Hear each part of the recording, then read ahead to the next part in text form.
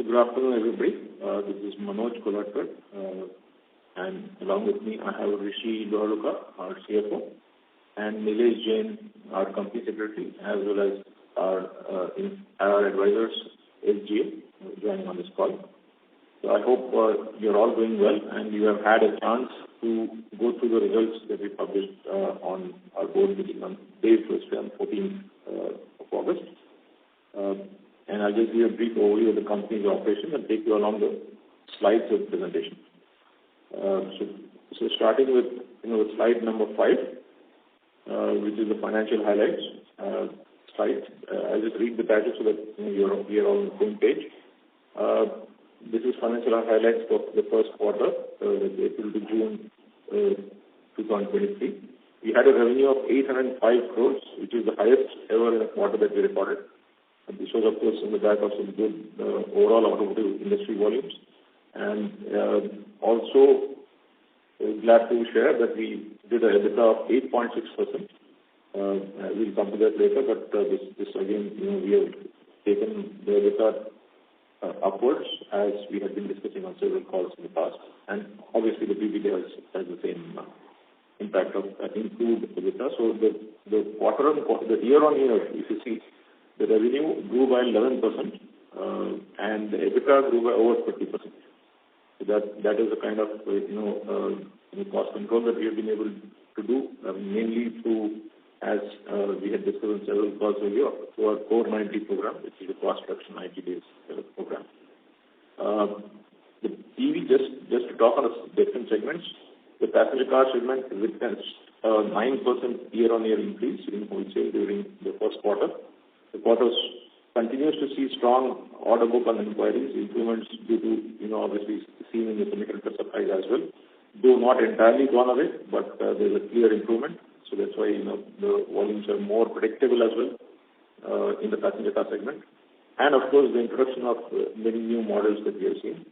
Further, due to a favorable monsoon conditions, still so far, I understand that, this last week has been a little low in terms of monsoons, but there's still time to go. But overall, this has increased the farm income and rural demand for PVs has also increased noticeably. Coming to commercial vehicle segment, sales in commercial vehicle actually fell by 3% in the quarter. This could be attributed to many people doing a pre-buy because in the month of April, we all know that we had to implement the BS2 phase 2 regulations and the OBD2. So both the two-wheelers and the passenger cars to a smaller extent because they were already kind of geared up for OBD2, on-board diagnostics too. But commercial vehicle did have an impact. So there was a kind of pre-buy that happened in the previous quarter. That's why you're seeing a little bit dip in this quarter. But despite this, the commercial vehicle remains optimistic with growth expected to continue. This is bolstered by the ongoing infra development in the country and robust economic activity. Further advances in last mile connectivity and improved e-commerce are expected to strengthen the commercial vehicle, supporting future demand. So this we are clearly seeing more demand in the higher tonnage vehicles, and on the other side, the smaller commercial vehicles due to mainly the last mile connectivity or e-commerce as you know. Two-wheeler sales increased by 11% in Q1 compared to the same quarter last year. So that is some good news, of course. Although the sales are nowhere near what we did, in 18-19 or let's say the best year. That was the best year, 18-19. But there are indications of a resurgence in rural demand, aided by the availability of more accessible financing options, introduction of new vehicles, and also all these price increases having been to some extent digested by the market. And we are also seeing a very good growth, particularly in the premium category, and also a robust replacement demand. A key catalyst driving a recent momentum in EV was the FAME subsidy, we all know, which resulted in a huge surge, particularly up to the month of May. And in June, we saw the subsidy being taken away. So obviously, in terms of e-two-wheelers or electric two-wheelers, this definitely did impact the industry. And, the volumes fell down by almost just 50%. Of course, May was a pre-buy story. So people did buy over a lakh of two-wheelers. but in June and July, the volumes have dropped to, almost 50,000. So we'll have to see how this pans out. But yes, the OEMs are definitely taking, this challenge and introducing newer models which are more cost efficient. We have seen some of those launches already. The three-wheeler has increased tremendously with the opening up of the entire economy, opening of the country. If you ask me, opening up of our own minds to shared public transport. So we are seeing 89% increase in three-wheelers. In Q1, this segment had its third highest sales. This is again mainly due to the short distance commuting, which you all know. And the electric mobility in this space again has seen a great traction, and that continues to grow as was seen even last year. With the new launches planned, we are seeing strong growth in ICE segment. Definitely, while there's a lot of talk on EV, rightfully so, but even there are some good ICE products being introduced and continuously launched by OEMs. Gabriel is well positioned to meet the rising demand for all these products. Our R&D investment prioritizes new products and portfolio expansion. We are committed to increase market share to gain new customers. I will definitely be sharing when we come to that slide. Customer satisfaction and adaptability continue to drive our outperformance in the auto industry. Having said, given this brief backdrop of the industry, I'll get back to the presentation. To slide number 6, titled Financial Highlights. The revenue, I already mentioned, grew by 11.8% year on year, and even on the quarter to quarter, it grew by almost 10%. And EBITDA grew by 35.7%, so almost 36% on a year on year basis. And if you see on a quarter to quarter, it grew by 32%. So the balance sheet position also is healthy. We have a net cash of 323 crores, and capex which we incurred was almost 14 crores, mainly towards R&D investments and some capacity increases.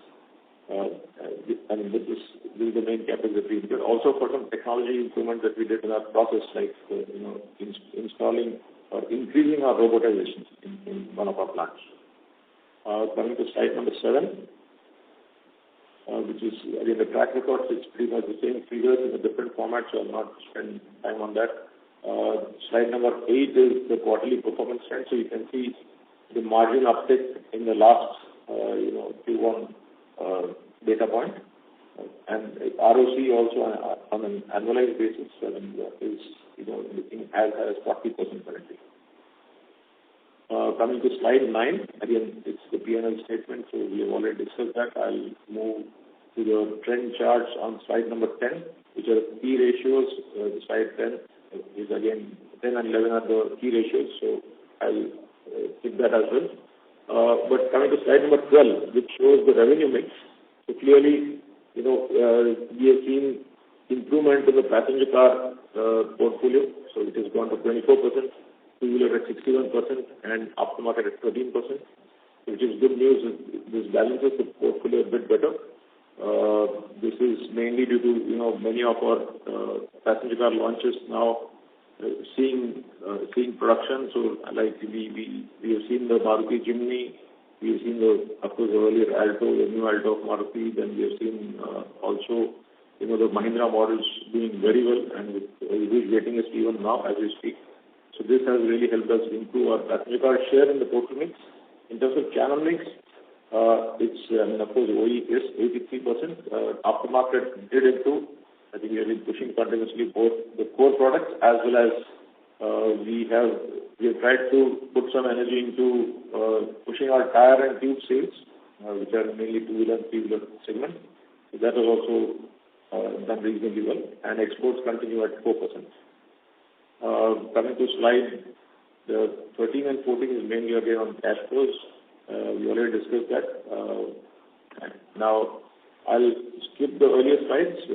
I'll come to slide number 20. Our mission, the vision remains the same of being the global top 5. Now, coming to slide 20, which talks about the performance segment, right? So the first segment I'll brief you about is the two-wheeler and three-wheeler segment.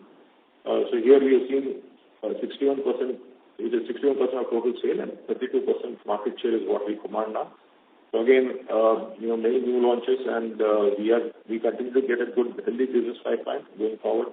EV, I'll come to that later. But, you saw the latest launch yesterday made by Ola. So I'm happy to share that all the models shown, including the motorcycle, is with Gabriel.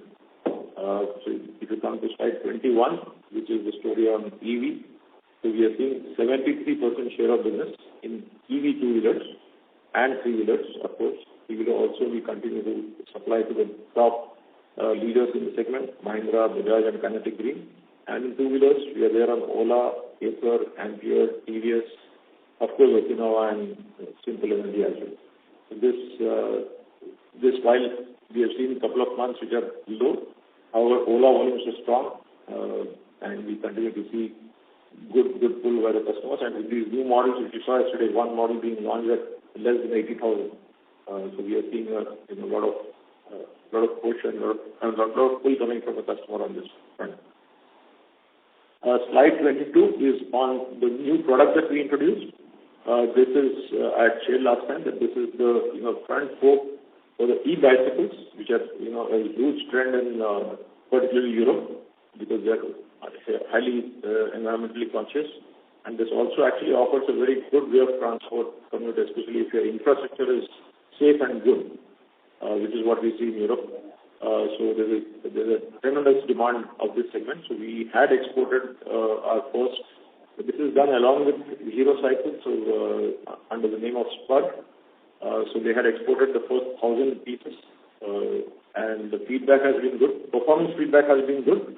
There is feedback on some weight reduction that we have to do, which we're working on, and we will probably look at again pushing this and trying to get more customers in, at least get some orders in the next quarter. We are also talking to some Indian e-bicycle manufacturers, while this is mainly export focused, but we are also looking at, to increase our business within, or at least have Indian customers also buy these products from us now that we make this product. Coming to slide 23, this is on passenger cars. I already shared that 24% market share is what we have gained now. So Maruti Suzuki Jimny, which again has had a good response. And now we are happy to share that we are also on we already were on the e-KUV of Mahindra, which did not do very well, but we are now on the Stellantis e-Citroën C3. So this is the second electric, passenger car that we have got in our portfolio now. And in terms of future developments, we have the new platform of Volkswagen. Currently, it's what we are seeing is the Volkswagen Virtus, Virtus, Taygun, and the Skoda Kushaq and Slavia. So these production volumes are now doing very well, and the entire business is with Gabriel. And we have also already got the business for the new platform, which is MQB 2.5. Now coming to the slide 24, you can see the pictures of all the SUVs that Gabriel is supplying to.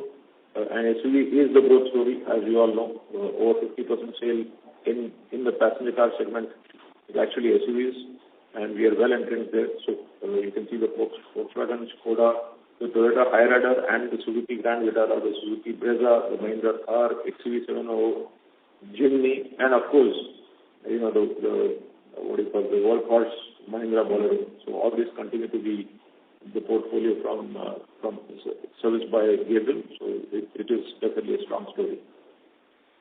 Coming to slide 27, commercial vehicles, yes, our market share continues to be on almost 90%. Business pipeline also is good. Our story with DAF on exports is extremely well, as I shared last time.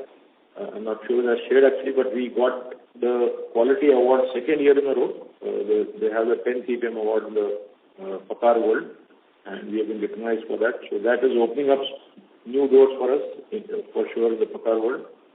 But it's been a very good success story as far as DAF is concerned. And now we are working on some, as the Indian CV makers also move or evolve towards higher tonnage vehicles with better comfort.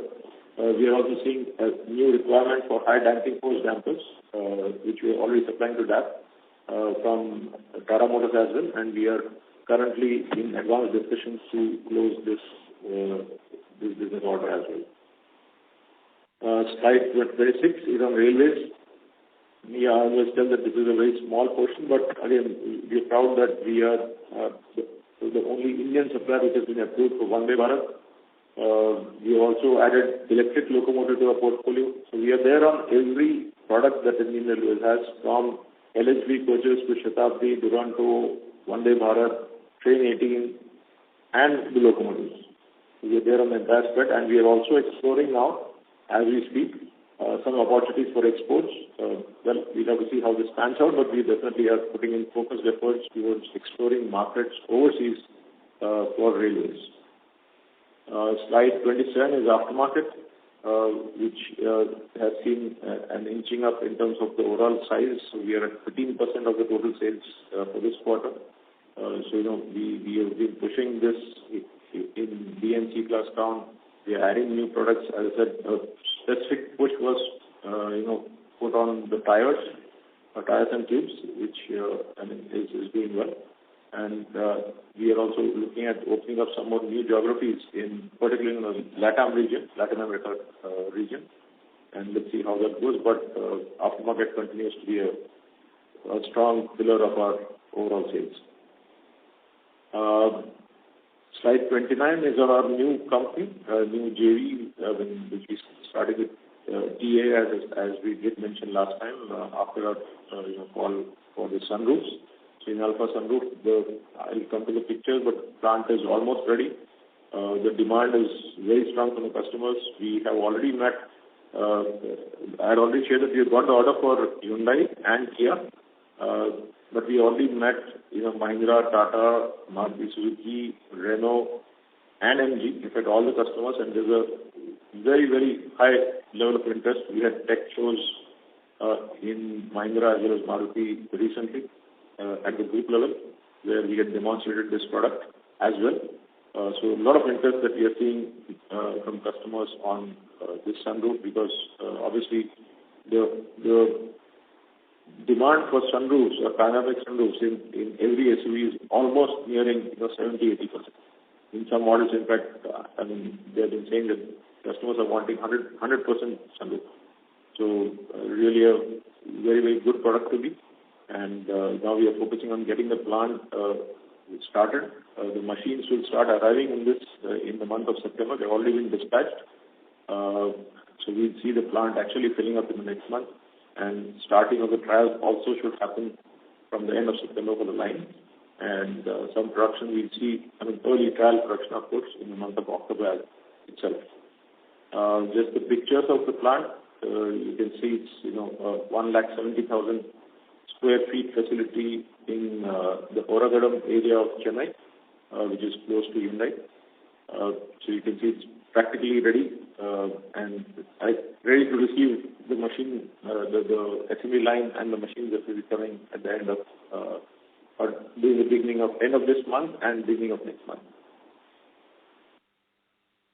Also, one more important event milestone that we had was opening up of the Gabriel European Engineering Center. This we have been working for some time now. As you know, we have already inducted the CTO, Mr. Poon Rebrook, who's from Belgium, an expert in suspension, especially in active suspension, for over 30 years. So he's a CTO, and we have been working with him to open up a European Tech Center, because tremendous competence exists in this region and also in Europe overall, because the customers are demanding these kind of products more and more in that region. So we have opened this up in near Brussels. There's a facility in Genk where there was a very close to the earlier Ford plant. In fact, it is very close to the Ford proving grounds, so that also helps us in doing our trials very quickly. You can see the pictures of this is the office that you see on the central left. Is the picture of the actual office that we have currently rented, and we'll be moving to a workshop in the same building. And this is the actual picture of the building. It's not a renting, it's the actual picture. with the blue circle you can see, that is where we'll have the factory. Not factory, it's a workshop. It's called factory in something to do with their nomenclature, but it's not a factory. It's going to be a workshop, so which will house our office, our engineers, and also our test equipment, the hydraulic force to lift the car and fit our suspensions, etc. So this, from here, we intend to clearly go for the best product in suspension. So not only in active, but also, semi-active suspension, but also in battery suspension. We are working on next generation evolving technology in close collaboration with global experts in this area. So it will be a kind of a co-creation of this new generation evolving technology with help from the best in the field. This is the picture of our tech center in Chakan, which is fully functional. You can see it's absolutely state-of-the-art tech center. And happy to share that this has been rated platinum as far as the green building is concerned. So we have a complete solar panel on top. There's everything about this building. We have ensured that this meets the platinum requirements of a green building company. And this is the way going forward.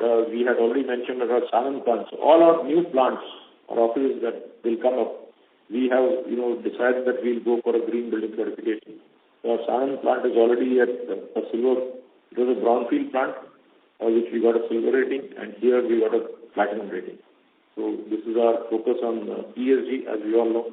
This is a very, very important part of Gabriel and as well as Sanand Group. We have a formal mission to be carbon and water neutral by 2025 with zero waste to landfill. And I'm happy to share again that 5 of our locations out of 7 are already zero waste to landfill. And we are doing well on the carbon and water neutrality as well, with renewable energy being almost 20% of our total energy consumption. In this annual report, we of course have the BRSR report, which will be which we already published. I'm sure you must have had a chance to go through our annual report as well as the BRSR report. So that's very quickly what I have to share as far as our presentation is concerned. And now I would definitely be keen to hear from all of you on the questions and suggestions and inputs. So over to you. Thank you. Thank you. Ladies and gentlemen, we will now be conducting a question and answer session. If you would like to ask a question, please press star and 1 on your telephone keypad. A confirmation tone will indicate your line is in the question queue. You may press star and 2 if you'd like to remove your question from the queue. For participants using speaker equipment, it may be necessary to pick up your handset before pressing the star keys. Ladies and gentlemen, we will wait for a moment while we poll for questions. Our first question comes from the line of Jay Kale with Elara Securities. Please go ahead. Yeah, thanks for taking my question, and congratulations, team, for very good margin performance. My first question is regarding on the margin side itself. If we see both YOY and QOQ, a large part of your margin delta has come in from gross margin expansion. If you could just throw some light on what has led to, how much of it comes from commodities, how much from mix change, because if I see a mix change on a YOY basis, you have your passenger vehicle contribution going up, but on a QOQ basis, your two-wheeler contribution has moved up. So just trying to get some flavor, how much of it is because of mix change versus commodities. That would be my first question. Yep. Thanks, Jay, for asking that question. So the gross margin expansion is on two folds. One is on the raw material side and as well as on the price recovery side. You have a specific question about the commodity. The net impact as compared to Q4 on the commodity side, including the denominator effect, which by the way is now playing positive in our case of reducing commodity cycle, is roughly 1.5%. On the mix side, it's in the range of 0.5 to 0.7%. And the remaining part of that is either through a better realization or through some of the settlements with the customer for price changes. Okay, understood. My follow-up question is on the railway side. What is your outlook over there in terms of railways, given that, recently there has been also news flow of some bit of, PLI also being talked about for railway components. What is the import content in your type of product currently in railways? Any scope of expanding? And you mentioned that you're also looking at exports currently, but wouldn't the domestic opportunity be big enough for you to, kind of utilize your capacities, or you're seeing some competition also coming in on the railway side in your particular products? Yeah, so on railways, like we always mentioned, it's a tender-based business. So even if you get some entry, there's always somebody who develops the product. It's a catch-up. The only thing is we have moved fast. We have been the first supplier to be onboarded for the Vande Bharat. And railways, again, the pace is very slow. So the numbers are really small. So, it's not going to change in a big way, even though the PLI is announced or whatever, by the time it sees the light of the day in terms of the actual business, it takes a lot of time.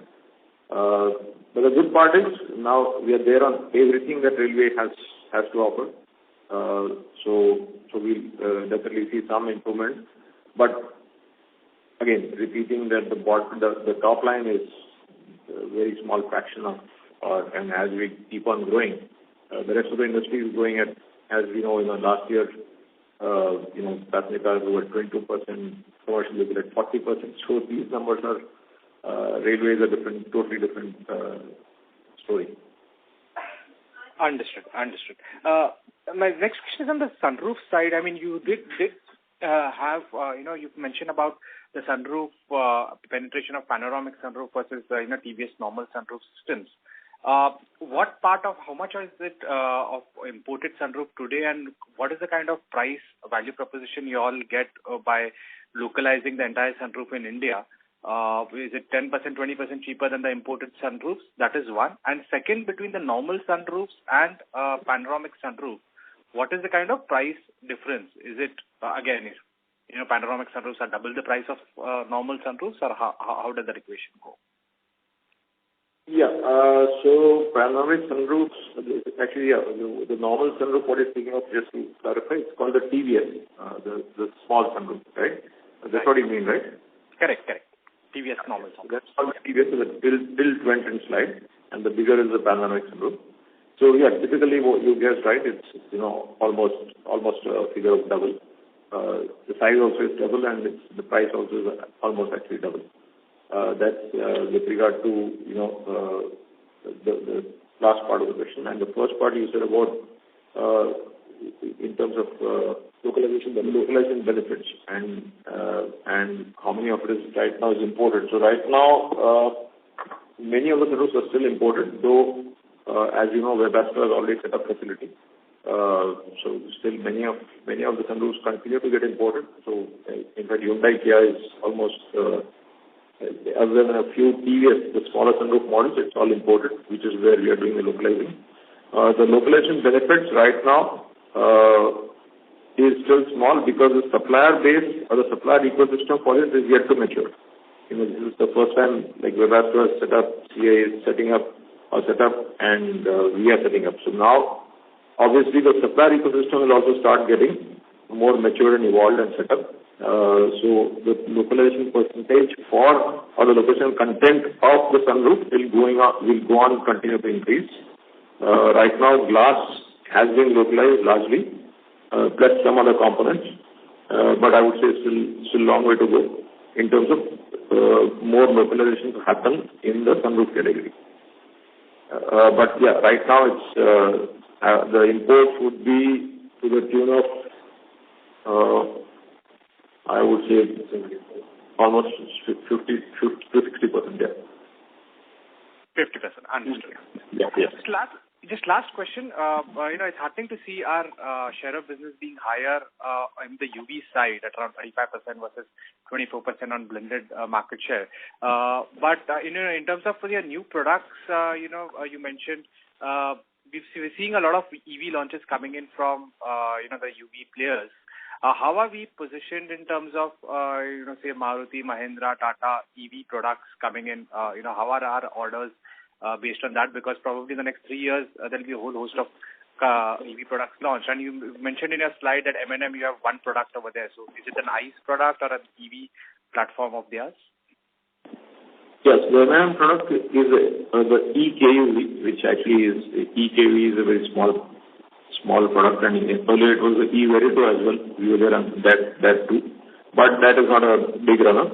The key thing would be to get on board for the new EV SUV products mainly. So what we are looking at is, this tech center that we have put up both in Jharkhand as well as in Europe, exactly is to develop, the latest technologies in terms of the semi-active suspension. So our first model, working prototype, fully functional prototype model, we test drove in the customer spaces, and the feedback has been very good.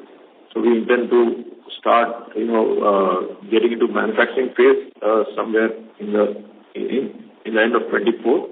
That will position us well as far as semi-active requirement is concerned. But having said that, there's a lot of passive suspension requirement as well. So we are there on the EC3, which is the Citroën EV, and we are in advanced discussions for one of the Tata models coming up, which will be actually the Harrier EV. And in addition, of course, you saw the new car yesterday launched, the EV, not launched, the picture was, the model was showcased in Cape Town. So we'll be also discussing on that with Mahindra. Understood. Great. Thanks and all the best, and wish you a sustained margin performance. Thank you. Thank you. Thank you. Thank you. Our next question comes from the line of Mukesh Mandlesha with Anand Rathi. Please go ahead. Congratulations on the good results, sir, and market share gain in the PV segment this quarter, and also the interest shown by new customers for the sunroof, sir. Can you indicate overall at the group levels what are the broader product areas where you're seeing the opportunities, where the global entities are looking out for partners like Anand Group to localize the product in India? Mukesh, yes, there are definitely a lot of discussions with many OEMs, of course with Gabriel and Anand Group for new products. So as you know, in terms of sunroofs, we already got it on board, and then there are several other product portfolio which our partners do have as far as Anand Group is concerned. It's not Gabriel, but our partners do have a wide product portfolio. We're introducing them to, as I said, these tech shows that happened recently. We did display them even in Auto Expo. So we are continuously looking and scouting for new opportunities to the product portfolio offered by our customers globally. So that continues. I don't know that I answered your question, but. So my perspective was like Gabriel also looking at the tech-agnostic areas. So yeah. I just want to understand where you are seeing opportunities, broader areas where you're seeing that and global entities looking out for partners. Yeah, so that's the lens that we're looking at in terms of agnostic areas. So there are quite a few areas right now. Obviously, we cannot disclose. There are a lot of agnostic areas which are in high growth and particularly in UV segment. So we are scanning. So right now, I think we've got this sunroof now in our kitty, and the important thing is to see that this starts off well and it's productionized well. So our energies are focused towards it as of now. Having said that, we are definitely looking and scouting for more opportunities as well. Right, sir. Coming to sunroof, sir, there are only two sunroof suppliers who set up the plant in India. Would Webasto and Gabriel capture most of the opportunity as the sunroofs are localized? And can you broadly indicate who are the other players who are importing the sunroof in Indian market? Okay. So right now, many of them, Hyundai and Kia do import, Mahindra does import. There's a little bit of import by Tata Motors as well. Maruti, since they've introduced only in the new models, that is localized. These are the main players who are, offering a sunroof in their product. So this is the overall scenario of where the import stands today. And as far as the market is concerned, I already mentioned there are 3 players today. Webasto, CIE, and Gabriel.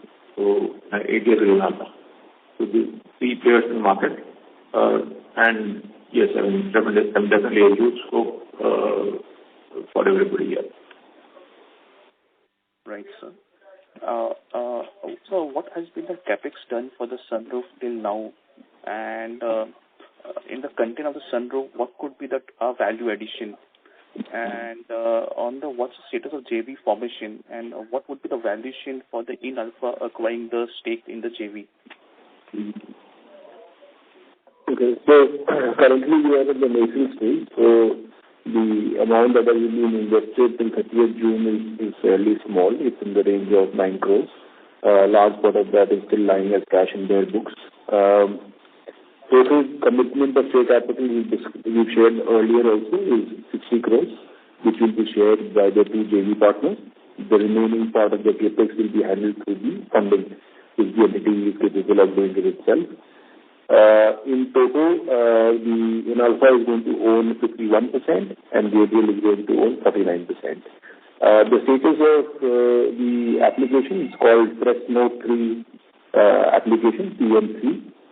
We've already, In-Alpha has globally already applied for that, and it's currently with the authorities and they are reviewing the same. There has been some development on that, but fairly small. Right, sir. Just on the last question, we continue to be a single source supplier for Ola Electric, sir? Continue to what? Ola Electric. Yes. For the new models as well. Yes. We have all the 4 models that were displayed yesterday, and the motorcycle model. We are single source on everything. Okay. And just on the new premium models launched by the Triumph and the Harley, have we got any traction for those models, sir? No, we are not on neither. Hero, we do not have any business so far. So Hero, obviously not, and with Triumph also, we do not have that piece of that part of the business. However, we are working on some new platform with TVS. For an advanced suspension. Got it, sir. Thank you so much for the opportunity. Thank you. Thank you. Our next question comes from the line of Viraj with SIMPL. Please go ahead. Yeah, hi. Am I audible? Yes, sir. Yeah, hi. Just 2 questions. First is, on the EV part, what you said for 4-wheelers that we have back for Thar and then for Harrier EV variant. But just to get a perspective, say in 2-wheeler and 3-wheeler, we got quite a head start vis-a-vis the competition in terms of, getting a higher share of the EV startups and maybe some incumbent.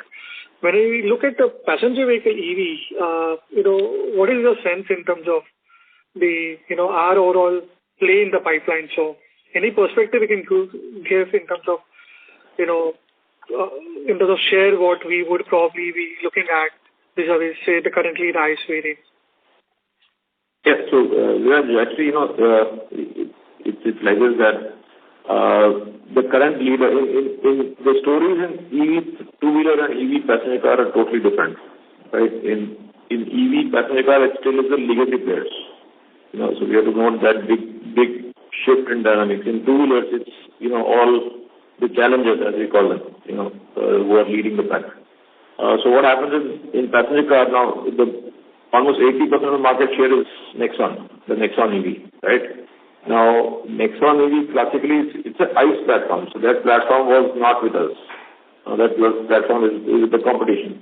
Now, when that got converted to EV, obviously the OEM will go to the existing current provider of suspension and not change the suspension, only retune the suspension. The suspension largely remains the same. So that's why, obviously, we are not there on the EV as we speak today, But going forward, as I said, with Safari, with Harrier EV, we are in advanced discussions. Similarly, with Mahindra, we are in discussions for the EV. So that picture will definitely change.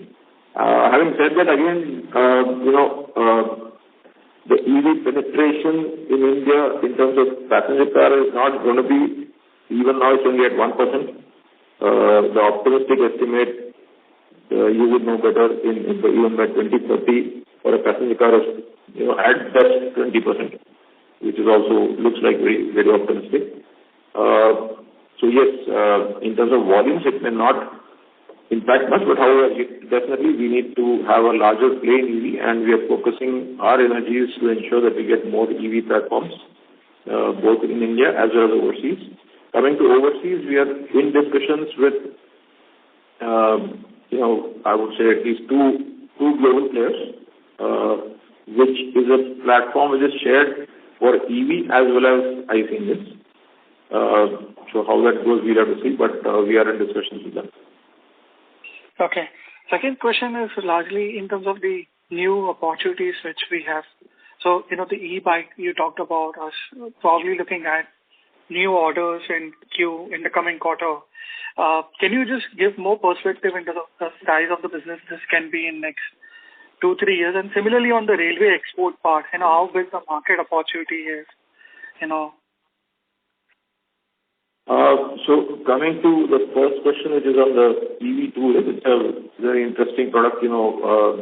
It's a very good value proposition as well, and we are looking at it mainly from perspective of exports, because this market develop in India will take a lot of time. So the market is huge. The market of EVs being projected, e-bicycles in Europe is almost 30 million. By 2030, and the growth rate is almost 20+%. And with more and more push coming on climate change and more environmental consciousness getting into people, particularly in Europe, this will only increase. So we are seeing a very good possibility. That's why we address this. We had long time back, about 8 years back, we had ventured into the normal bicycle suspension. It was more of an innovation exercise, but that did not have a great value proposition for us. But this surely is very exciting, both in terms of value and in terms of technology. And we, as I had mentioned last time, we definitely would not want to take it to at least the size of, in the range, at least close to 100 crore business. Okay. And, on the export piece, we talked about future development with Fuso, Japan, and new EV cars. And same is for that. Sorry, I forgot to answer on the railways part. You talked about exports.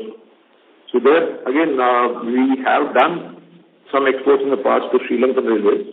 So we are looking now, we have formally engaged a consultant to help us find new markets, particularly in Russia, in Turkey, and in some Eastern European countries, and also possibly African countries. Again, the size will not be very big, but yes, it will definitely be exports, and hope that it will be at a good margin as well. Your second question which you asked, I couldn't get it. If you can repeat that. So Viraj has left the question queue. We'll move on to our next question, which is from the line of Harshil Sethia with Om Fund Advisors. Please go ahead. Hello, sir. So I want to understand what kind of size of businesses do you expect in the sunroof JV, and going ahead in terms of railways also, what kind of the size of business do you expect to ramp up in the next 3 to 5 years if possible? So in terms of sunroof, we did mention, of course, an estimate, but by 2030, clearly the market potential going by, let's say, even if you take I would say a modest estimate of 35% penetration, the market size of total sunroof would be almost 4,500 crores. That is the estimate that we have done. In fact, the market share in SUV is even higher. And it can even go higher than this. Okay. And what kind of market share are you expecting to capture in this 4,500 crore market? Definitely with the current line that we did discuss that we are putting up, currently we are putting up 2 lines and going forward definitely we'll add more. So we are looking at hitting within 4 to 5 years almost 1,000 crores. And by 2030 this figure will be, in terms of market share, we look at 40%. Okay. Sir, with the current 2 lines, how much capex has been put up to set up the Chennai plant for sunroof businesses? And what is the maximum, so what kind of asset turnover do you envisage from the same? So, roughly the turnover would be 4.5-5 times. And the current capex, including building and long-term lease-related projects and other things, and the first-time investment cost of first year's installation would be in the range of 120-130 crores. And will it be the same margins as it is with the existing shock absorbers business, or the margins would be higher? No, definitely higher margins. Okay, higher margins. Okay, sir. And secondly, you said that there is a strong order inquiry in the railways business. So can you just quantify what kind of order inquiries are we participating in, and what kind of business ramp-up do you see in the next 2 to 3 years in the railways end? Harshal, we mentioned that railway revenue size is not much. So we are currently looking at a very small number. And that, it's in the region of, in terms of our total sales, it's not even, it's just about 1%. Little more than 1%. So even if it grows, it won't make any, big change in terms of top line. Okay. So my last would be on the exports end. You said it is currently 4% of sales as of today. Where do you plan to take it up to in the next 3 to 5 years in terms of percentage of sales, or an absolute number if you can give? And what kind of margins do we see in the export business compared to our domestic businesses? Yeah, so our clear target has been to get to double digits in exports. So we have mentioned that we want to at least hit the first 10%. Things were shaping well, but you all know some political issues that happened, like our exports to Russia were completely nullified due to ongoing conflict. So otherwise our exports could have been much better. But our target remains 10% in let's say in 5 years, because even if it is. Okay, thank you. Thank you. Ladies and gentlemen, we have lost the line of the management. Please stay connected.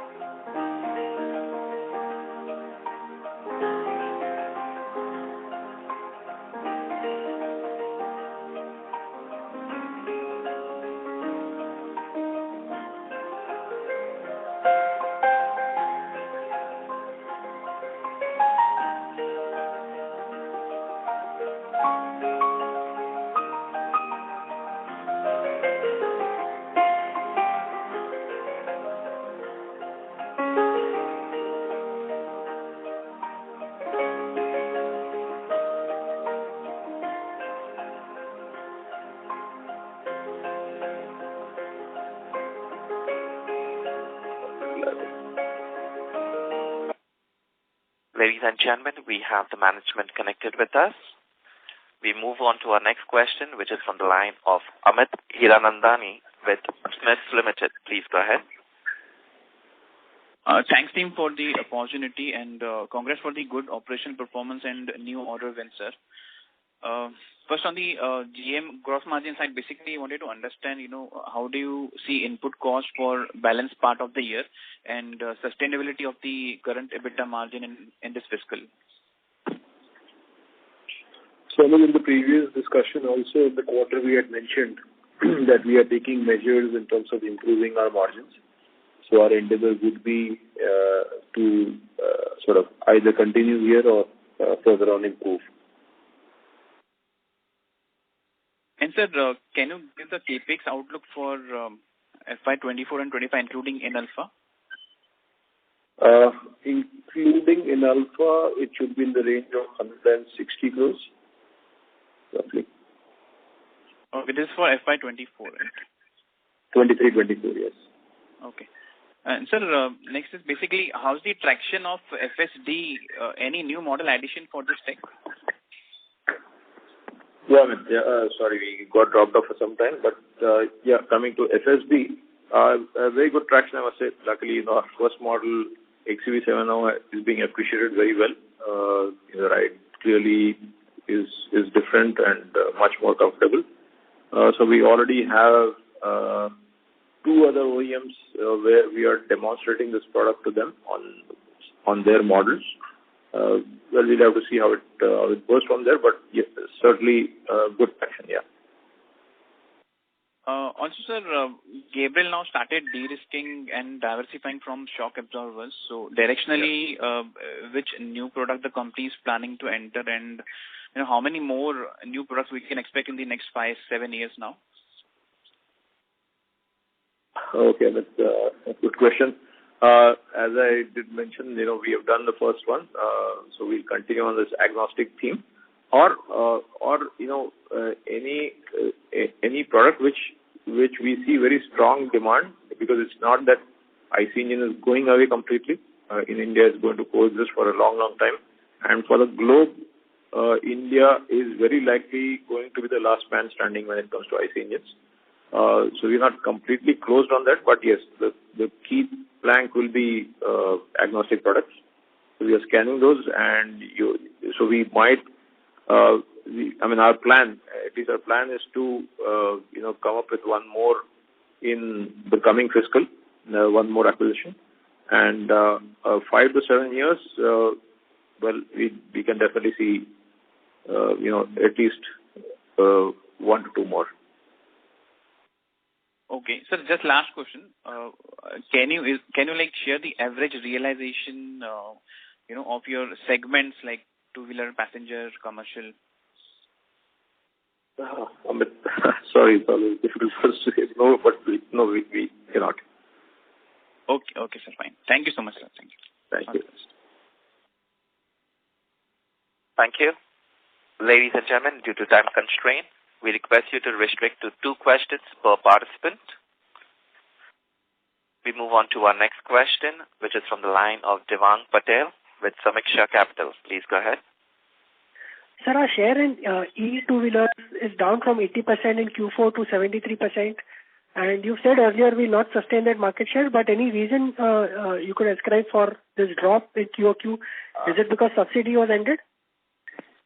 No, it's, some of the players, let's say Okinawa, which we are supplying, Okinawa volumes have come down significantly. So there's a little bit of change in arithmetic mainly. And like we said, 73%, it would in fact be a little higher if we come to exact numbers. Sometimes it's difficult to get the exact numbers as well. But no, it's not that we are not sustained. We certainly are sustaining what we have got, and we continue the business with all the OEMs. It's nothing that we have lost, right? So it's only I think a mix of the overall pie. Okay. So secondly, in the presentation, capex of 13.6 crore is mentioned for Q1.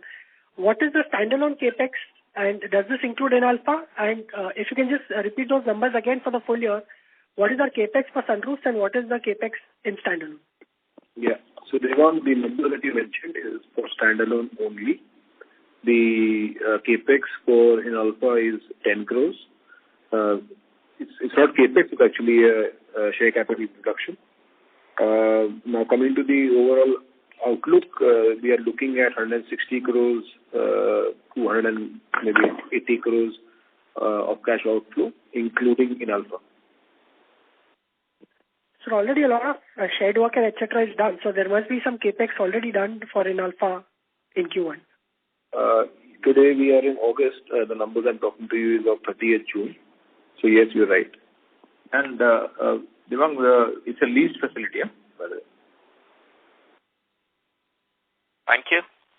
Our next question comes from the line of Jayesh Gandhi with Harshad Gandhi Securities. Please go ahead. First of all, congratulations on a good set of numbers. My question is again relating to Alpha.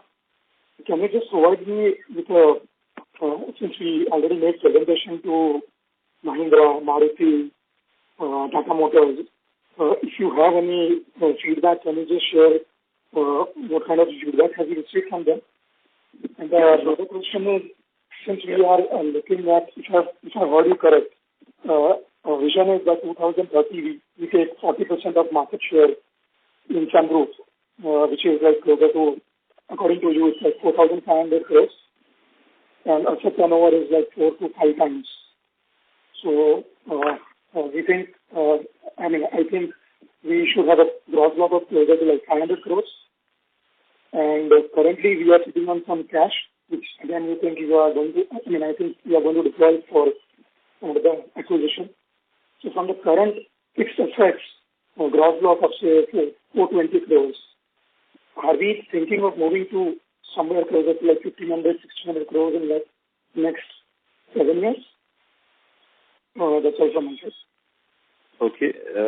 Now, coming to your first part, you asked about Mahindra, Tata, and the customers. So, I think, we launched the new JV on May 9th, right? That's, let's say, June, July, 3 months back, less than 3 months back maybe. Within that, we have already, after meeting this, we have got one RFQ, which we have responded. We have got, already done 2 RFIs, request for information, and, the NDAs have been signed with 2 customers. So that's, at least good initial moment within a short time of a couple of months. So I would say leave it at that. Of course, for the business translation, it will take some time. But yeah, at least, there's been, compared to our other experience on other products, etc., it's been really fast. This turnaround in terms of getting the RFQ, getting the RFI, it's really fast. So obviously there'll be good conversion of this request for information request for quotes. Your second part, yes, we are right now we are going to put 170 crores and then in this JV, and obviously we are very clear that we'll have to augment the lines, probably put up a facility in the geography as well to meet to customer demands based on the huge interest that we are seeing. So yes, surely we'll be looking at adding at least another 100 odd crores in terms of investment to augment capacities for sunroof going forward. So, Yash, if I got your data points correctly, in terms of total, what you say is correct. But let's remember that it's a JV, so it's a 51% stake is yet to come in the country. Once the PN3 approval comes, the capital investment from share capital perspective will be co-shared, and this entity is profitable as well as a good cash generator from its first year of operations. So our plan is not to induct too much of share capital, but to actually leverage the entity assets itself for its operations. So broadly, 60 to 100 crores, maybe 120, 50 crores is what total share capital introduction from both the parties is envisaged. Remaining will be debt.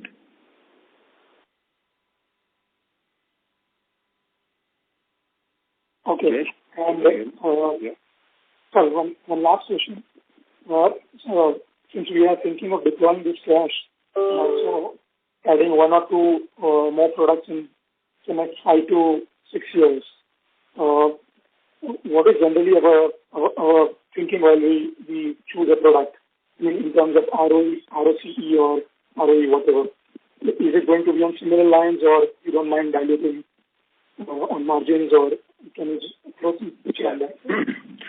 It's an important aspect of any capital investment that we are looking at. There are a few hurdle rates.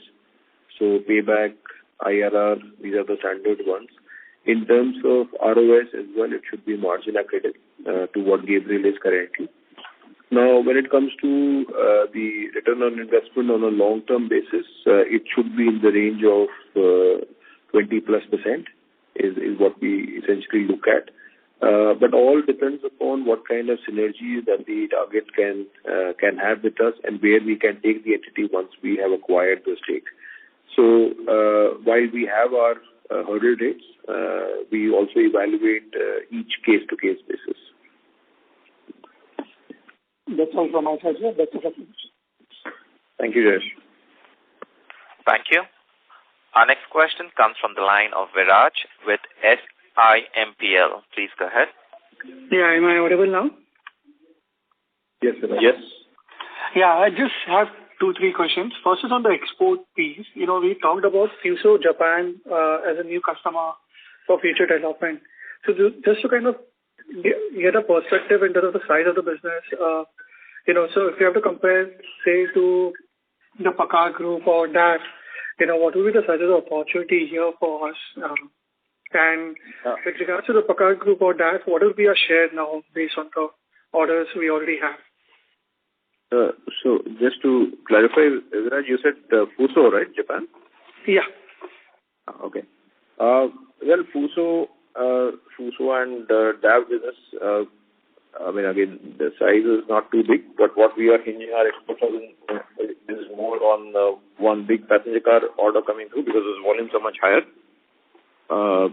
And in terms of DAF, we are only on the cabin dampers, but we have now got the axle damper or RFQ as well, so that the strategy is playing out right. We have demonstrated a good quality and consistent supply to them, having won awards twice in a row. Now they extended to the other damper and also extended RFQs. There's extended business to Brazil. They're extending RFQs to Pakar World as well. So clearly, in terms of the share, it is increasing. I do not have a number to share in terms of what is our exact market share in DAF. But yeah, we'll try to revert on that separately. Fuso is still early stages, and Fuso or for that matter Daimler also we are speaking to, and with this China plus one getting more and more real, we see a lot of scope. But yes, we have to note that the pricing of China is really cutthroat. Okay. Second question is on the margin front. If I look at last year, 2023, and if you look in the annual report, we had a negative impact of around 51 crores from the price change. So I understand, we've seen an expansion in gross margin, but for this particular aspect, do we see bulk of that benefit flowing to us in 2024, given that RM prices are now, trending downwards? Viraj, you need to clarify me this 51 crores where you have seen and how have you computed? So, in the annual report, if you see, there's a revenue as per contracts and other than the discount part, there's a price change to customers. So No, that's not. No, that is not the case. The 51 is what basically is the unbilled part of it. So it's only a reflection on the year end what is outstanding. So in the previous years, to give you a perspective, we've had almost close to 95% recovery in terms of all commodity. What impacted us was the denominator effect and the aftermarket piece, which obviously it cannot be increased in line of the market. But now with the downward cycle, for example, in this quarter, we've already seen a 0.1% denominator positive effect, as well as the commodity effect of 0.1%. So currently with the downward cycle, we will be seeing benefits coming out of that. But given that we have a proper approval mechanism in books, none of the benefits or the losses of previous year, if any, are expected to be recovered in this year, other than commodities of aftermarket. But just a further question on this. If we have already provided for the unbilled part in 23, maybe for the 24, if I got it this right, then in 24, the margin expansion should be even better, right? Because the provision has already been made. No. So commodity is a quarterly settlement, for example. So whatever is the movement on account of commodity multiplied by the quantity in that particular quarter, that is only accrued. The future never gets accrued in either case, right? Okay. So in this year, whatever is going to be the movement, we are going to flow with that movement, either upward or downward cycle, as the case may be. Okay. And just one more question was on the sunroof part. I think when we were starting out, we were looking at initially setting up one line. And what we understand that we are now looking at two lines.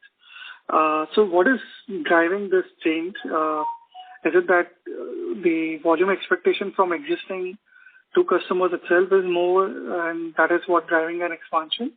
So any perspective you can share? Yeah.